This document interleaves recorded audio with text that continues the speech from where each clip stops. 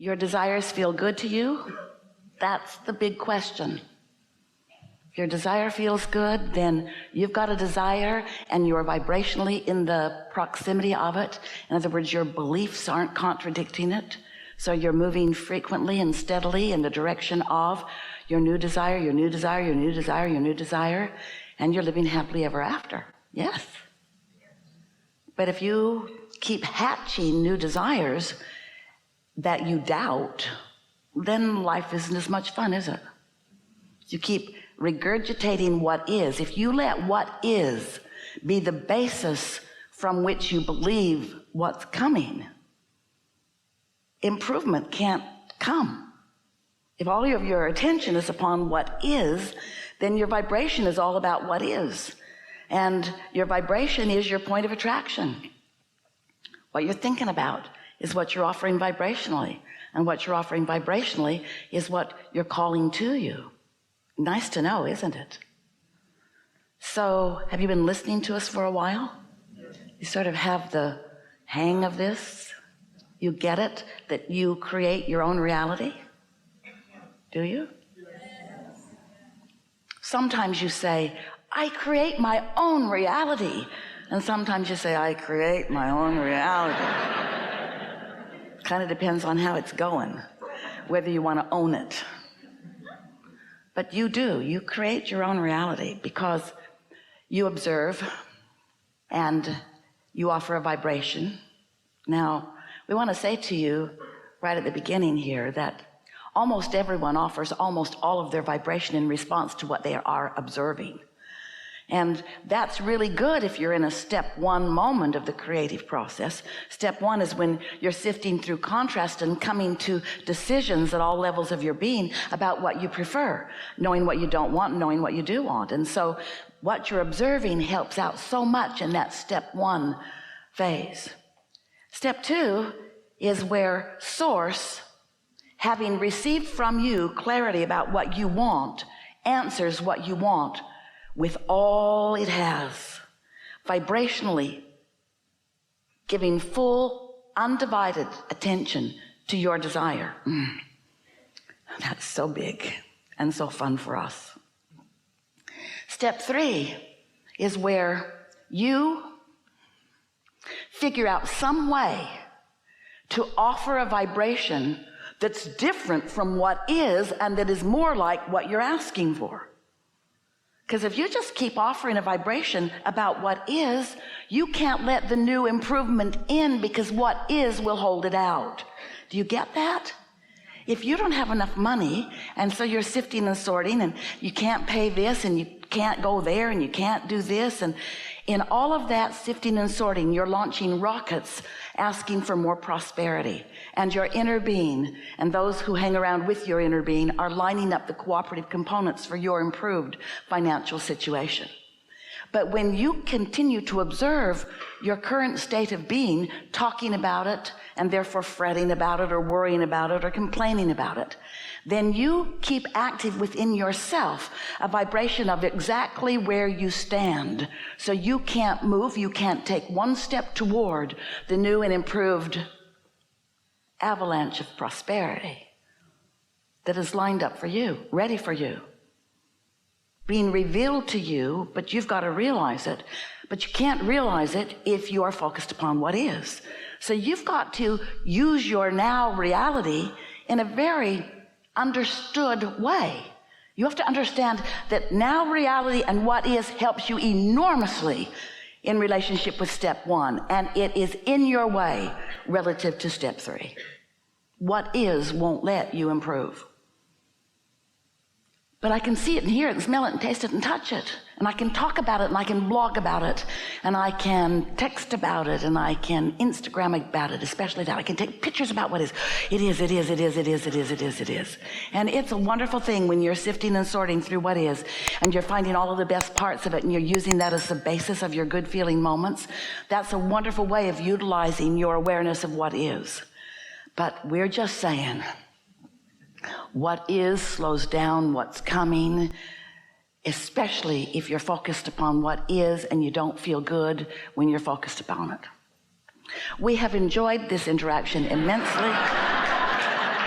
There is nothing more that you would ever need to know about how to respond to this world, because everything else is set up to work for you. You were non-physical energy before you came into this physical body, and the larger part of you still is. And as you came into this physical body, the larger part of you remains non-physically focused and in a place of pure positive energy, which means when you sift through contrast and you find things you don't want, your inner being knows what you're asking for, but never clubs what you're asking for about the head and neck by explaining how it is. How it is irrelevant to what's becoming. How it is not just irrelevant to what's becoming. It was relevant because it launched rockets. And those rockets moved from you and are held in attention, held by attention, held in attention by your inner being in your vibrational reality. This vibrational reality that just because you can't yet see it or hear it or smell it or taste it or touch it doesn't mean that it isn't a reality. It's so real, we've named it the Vortex. It's a reality. It's a vibrational reality. Wrote 2 books about it. It's a big deal. But you don't know it's a big deal because you can't see it and hear it and smell it and taste it and touch it. So you think the big deal is what you can see and hear and smell and taste and touch, but that's the old deal. That's like the gum you've chewed all the flavor out of. That was there when you needed it. But once you've launched rockets of desire, as you have, and once you've filled your vortex full of all of the ideas and desires of things that you want to experience, then your attention to what is, unless it feels outrageously wonderful when you give it your attention, is not helping your creative process. And you are a creator. That's who you are. You came into this physical body with most of you remaining non-physically focused for the support that source would be. And here you come to interact with the beauty of humanity. Oh, the blessed rascals. They won't do what you want them to do. They won't please you. They're selfish because they were born that way. And we want them to stay that way because you have to be selfishly oriented. You can only see through the eyes of self. But as you look to others to behave or perform in ways that when you observe them, because that's what you're so good at doing is observing. That was sarcasm. Can you hear it? As you observe them, then you sort of teach each other things that are contrary to the way the laws of the universe work. You want them to behave in ways that make you feel good, and when they don't, then you feel bad and you don't think you have any control. So you blame them, but it isn't about them because they didn't come to behave for you. They came to create too. So today, because we know you are leading edge creators, we can feel you're right out here with new thought bursting within this forum. Today, we're going to find some new ways together of understanding how, yes, you create your own reality. And yes, there is no such thing as assertion. No such thing as assertion. There's only attraction. There's only attraction. So when someone is doing something and you feel like they're doing something to you because you didn't want it and you don't think you asked for it and there it is, it feels like they, in their wrongness, are asserting something into your experience. But you see, that can't be possible because there is no assertion. There's only attraction, which means if you weren't vibrationally asking for it, it wouldn't be coming. So at most, what they might be is a cooperative component to just give over what you're asking for. If you feel vulnerable or victim or weak or something, and you're really feeling that way, then there will be those who will assist you in feeling more that way, and then you'll blame them, oh, you made me feel this way. Jerry used to present an idea to us early in his interaction with us. One of his big early questions was about this business of attraction. He would say things like, Abraham, I really don't think I expected that from that person until they showed that to me. Then after they showed it to me, then I started to expect it. But I didn't really expect it. And we would say, well, there was expectation on your part, or it wouldn't be in your experience. And that's sort of a hard thing to get, isn't it?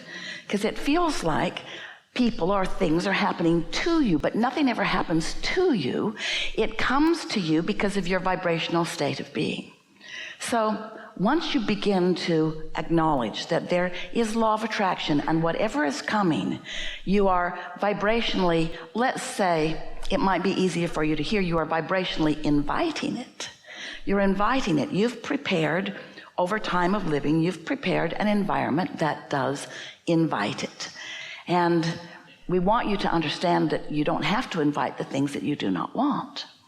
But because most are not keenly aware of the existence of their inner being, who has remained non-physically focused, and therefore are not aware of this important state of being, because you are in your human form as an extension of non-physical, and because the non-physical part of you still exists and is actively involved in everything that you are about, you have the potential. In fact, you often are experiencing what you could call 2 points of attraction, because there's the inner being part of you who's focused and law of attraction is responding. And then there's the you in your physical form thinking and attracting. And so you have these 2 vibrational points of attraction which equal what your emotional guidance system is all about. The emotions that you feel are your indicator of the relationship between what your inner being is thinking about, what you're thinking about, and why you're thinking about what you're thinking about. So when you feel frisky, when you feel exhilaration, when you feel love or passion, when you feel funny, when you are tuned in, tapped in, turned on, that means you and your inner being for this moment in time are in agreement about the way you're approaching the subject that's active in your mind. Don't you love knowing that?